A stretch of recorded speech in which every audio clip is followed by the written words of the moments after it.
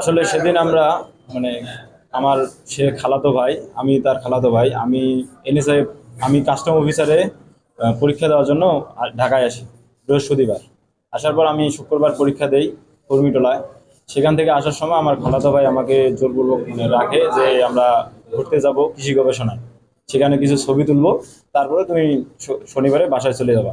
তো সেই আশাবাদে আমি আমার বন্ধু যে তার বাসার থেকে আসি। আসার পর আসার পর একটা গাছ বাড়ি আছে, সেখানে কিছু ছবি তুলি। ছবি তোলার পর আমরা এই আগ গবেষণার দিক দিয়ে আনসার সদস্যকে বলে পারমিশন নিয়ে ভিতরে যাই। ভিতরে যাওয়ার পর একটা আম গাছ তোলা আছে, আম গাছ আছে, সেখানে আমরা কিছুক্ষণ রেস্ট নিই, গরম লাগছিল হেঁটে গেছিলাম। সেখানে রেস্ট নিই, নেওয়ার পর আমরা কিছু ছবি তুলি, সবাইরে কিছু ছবি তুলি। ছবি তোলার সাথে সাথে চারটা ছেলে আসতেছিল, চারজন। আসার পর তারা এসে আমরা তাদেরকে দেখে ক্যামেরা ব্যাগের মধ্যে রাখি। রাখার